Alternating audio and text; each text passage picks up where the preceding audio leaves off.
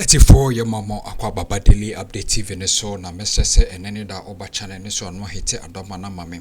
no subscribe or same drop in the latest news bia obejebre na also onsa etumi akabi na yabora ensem ne ma na the latest news a etiefo etimi abebom no. Yes, finally Martin Pebu etiefo wala shetoko no papa where is it wa punch just wa lash mame just mame I come here say mame ni me bia wo ye no ni ada hotu match utimi kofa Godfred Odame na ese moye mo alliance MPP kese mo ankasa no mo ye mum ye nsem man pa de mo ye number 1 enna Martin Pebu din se matu bia se kwaya ukofa Godfred Odame so onko petition Supreme Court no it make sense we all know say Godfred Odame ukofa no where MPP ni and you even though my minister you have been tagged as we MPP ni ain't why say I mean what is going on inti a udimo kofa Godfred Odame say ono na enko petition nti for ensem de wa buru bi so papa say the Supreme Court should sanction Godfred Odame. Yes, omo just say Supreme Court no on sanction Godfred Odame na yemongro na yenti lawyer Martin Pebu insem ni bieba de aka no be de emo insem bebrem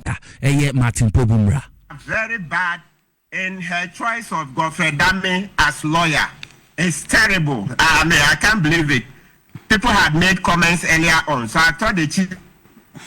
Justice would have taken a cue. You know why?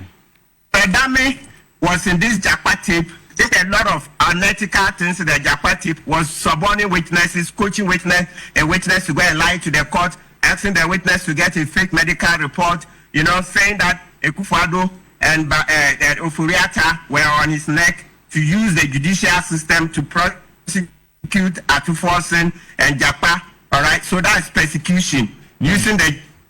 judicial system for their own political ends, everything. And the tape is official. It was admitted in evidence in court. So for the rest of Godfred Odame's life, that tape is him. Whether the case goes to the General Legal Council or not, whether he is found liable or not, the judge, Justice Efia Sewa Asaribuche, admitted the tape as authentic. So for a lawyer who has done such a thing, and many lawyers are saying he should be sanctioned by the General Legal Council, and yet he has so far escaped it.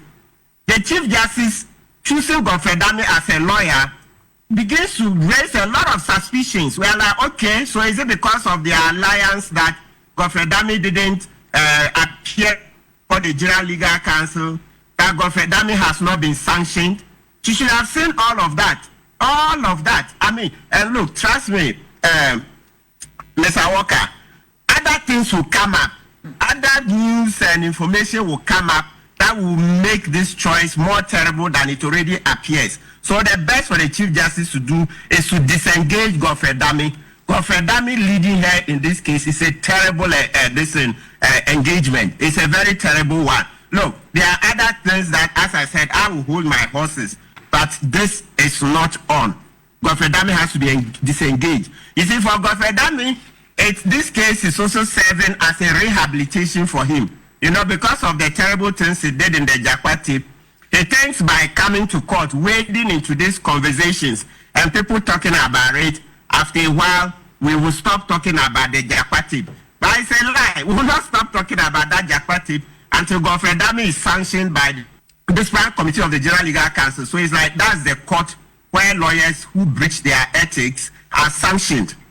So once the tape has been admitted, the tape is being shown to be authentic, Godfred Odame must face justice for those things. Right. So he thinks by taking on these cases and by being the center of public attention, comments, etc., very soon people will start talking about the tape. It won't stop. So he better just prepare to face justice. So this is what I can say in terms of the situation so far. Wa Godfred Odame nankasa sabi wa jeshe oto dada nsem ho dada wasem no cry betumi asan afrobium ekoje mbranim because wo di telephone call ni Jakpa Kasai yes say Japan Kase na nche yemfa honorable atos forcing ye nintum yembu nsem gu no so asema na enye no kre efi say nimdie ene dwumadi ano di abro ye minority leader no abro wo parliament mo ye no expose MPP aban in terms of economy. Dr. Mahmoud Baumia any economic management tip dwumadi ano honorable atos force the current finance minister Odinti mo ye madwene say mo pese mo gu nani mase sa asem no se biwa enya de etwa abanfo fraba megidi say sa case no say sanfre iti ono ankasa no tsema lawyer Martin Kpobu kan no or rehabilitation or percentage or de sansensemi ya no do hro no ho kakra na enyimnyam ba nanim but oboa wo fuma wafum na crime bia so in expiring date sanity enti Godfred Odame a oye her ladyship get to konu lawyer no mama hu lawyer na nkasa asem on ho dada Ghana yen sorry Ghana phone sorry dia na Ghana phone sorry nka ufisa Ghana fu yenim ya na and also is Ghana fu yenim kwan ya fa sutu anamo yen sorry yankwa hin yen sorry nko baby a enti Godfred Odame wankasa ho bon dada asem na da ho no Imbredu say Ghana for papa good men and only good men Godfred Odame ho sere won sorry nkase embre ye adwuma yen sorry yen kase serious papa ye ni hwea ka wo be hwe studio akun na yiri bi epiem akra omo ni hwe ka enti sa na asem nete Inti bibia ni wa ommeka inti asama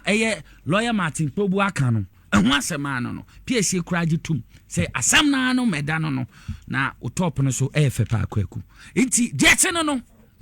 na sha Ghana ya de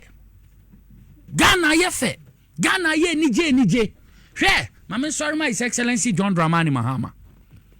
and so Mahama is the hope mombo mami Aya bebre nim to MPP fu no mu nsua de Mahama is the hope saying Mahama is the hope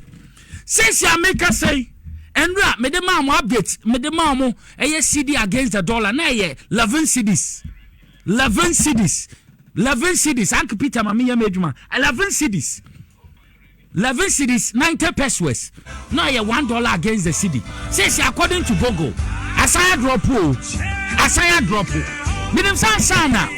your friend is saying bosumi month of May bekwa ewie no na me pacho bebre eswatu Peter mamen kasem wie ntia Ghana mu nsemu Ghana funtie area na ye is the hope ya sing along iti mete no your friend is saying enra me buy me ma update cedi against the dollar na 11 cedis 90 pesos me buana according to Google there me share answer me rest studio na 11 cedis 64 pesos. His Excellency John Dramani Mahama yenyo den we bue appointees our form mo ye adwuma say governor Siama finance minister ato forcing or force dollar no papa ora samije fi gold board omo ba adwuma wo hwe measures o mo de egu ha say sia gold wo botwa sisani to Ghana cedis na feto wo hwe measures papa doctor ato forcing mo de ato ha Governor Siama mo ye Bank of Ghana NDC woman says ya according to Google no mo de ato so no eno na eda so no says ya no wukita 11 cedi 64 pesos me pa cho bebre ubenya $1 endo anadwo me da na boga bi fe me na me say wo pese me kokochi ana say den boga says ya de ba fomo ntema mu say na me say boga se no Ghana so ye bre ye hwe cost of living wo hwe kwanyama ye to ndwom ade me koyi na say frito meka de bia meka frito kese yellow gallon kese no 1000 cedis madina dwom me call ho no mo say eswati because ginya me transport union chairman so hum sa wom cycle mayor minim say wono wodom so nyame ya admo e che komo betete so ende me ko gina a friend say full pump station me say me to 300 me hwe na ayema me de kofi na nam me say kofi asa ayemo as e busuo na am saying it so na ye no 260 ma say nya me 40 Ghana cedis a hye mbotom na me ne kofi pay bi ye re ye biom fu anyina so te die biom mame papa fap His Excellency John Dramani Mahama membui ene eye Nanado Danko Akufo-Addo fatu scales na wan kasa hwe 4 months oh hwe magical within 4 months bibi anyame nse won bia ye yi bibi anyame nse won bia Mahama ne second coming nyame ne san ne baaye akwa bi oya actendre chimite na okan kwasi asem akwa bi ohia crowd your attention adeba ko MPP di jaya muntio MPP di jaya His Excellency John Dramani Mahama my promise abroko African CEO forum okan ya summit omuye no la Côte d'Ivoire Abidjan okan ya de bitrim na make acha Ghana fu ina ne say ebeye yi yenim say sector your friend energy sector enye easy na ye hwe wudi ananado oni ne napo Dr. Mahmoud Bawunyam di ya eka ma bregu ha His Excellency John Dramani Mahama say enya me pa obobo no hombody ansa afi no be kwa awieye ansa na nyame de 2006 be che ye be wurem first 3 months no sa 80 billion debt na wo ho no be hwetua hwe MPP4 boni omudi ye na adomu omo ye ya na aka 5 hours pe munti ogana funtie omo kɔ na ne His Excellency John Dramani na aka 5 hours na chesa Ghana na ye sum His Excellency John Dramani Mahama abon hombodin one energy minister Ora John Jinapo ekwanya omo ye adwuma na bradwe na ntiase so munya abotre kofu ne digim twa ne gya yen John Mahama odum so ho antidote dada wedi kan eye fi ho nti we mu de dum so egya onim kwan obefa so Ghana fu nya abotre mama ye ntunguma sum munya abotre na make say energy ministry Ora John Jinapo no dano energy minister says an energy ministry in the abetudwa say make say 450,000 barrels of fuel abelande 450,000 barrels of fuel ebedwa aba it says an ebeboa me stabilize power generation because an answer no you say na nkane ni dundum kakra nya dum so but MPP sanyema ye hu na MPP na ye gu ho ye na di adanse aban ba ye na hini obi beka se bi ono no ye nya bani MPP abroka egu ho MPP edi ewu private power your friends say supply ye hu ha kwan omo de omo ka omo de dwane ko ye nso aban enya abotre nim de ne nyansa oye ne nkakrakra enti wona sankane ni bu nani a memory ho ye sesia no 450,000 barrels of fuel aba inti stabilization kakra beba stabilization beba power generation mu na your power crisis ni betu ase moma yanko na miami nua Richmond Roxon oye kasama for them energy ministry and some of the tudra moma intimra said by the minister last week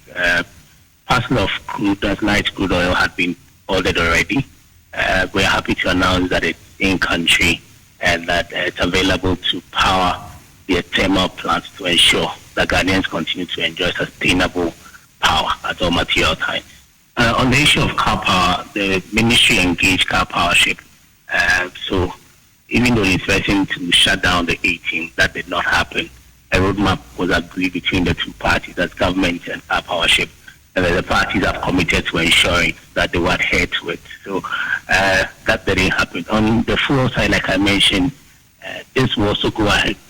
long way to enhance power delivery. The difficulty is that our demand, at the end of the day, what our demand is, will determine how these fuels are used. We don't only use LCO. There are different fuels that we use, the HFO as well. There's also natural gas. So depending on what our demand is, at the end of the day, will also depend on how much fuel is used. But this should go a long way. And I must state that this is one of the numerous parcels of fuel that government is expected. ti Richmond Roxon no dia to dwa no Ghana for me say aban papa ba umpe we no pedien anti say 450,000 barrels of fuel abedie me power ni begina kakra niam be ye wo da so ya sorry His Excellency John Dramani Mahama ya sorry man appointees energy ministry and energy sector ni hiam pai boso aban ye ne de pai because wiem ne akabrechefo no momu ye kwa momu ye no mu nsabesi fom anti de atene no meko na de apomde ho koma ba ye wia nkomo ho efa na Accra metropolitan area ene yen Kaswa municipality no nsem bi ho a meka na ye di ho nkomo ma yen kona ne victory garlic mixture ye ne nkodi nkomo na edro no me manum bi da unum bi a menua ne kasa wi a wankasa ubehu se edro mu edro enye na Ghana ha bebia so oni akwa aba na bibia boko de bibia boko wonto me wonim ne din no ha wotu hwe eche no wonim din na victory garlic mixture in the pa Ghana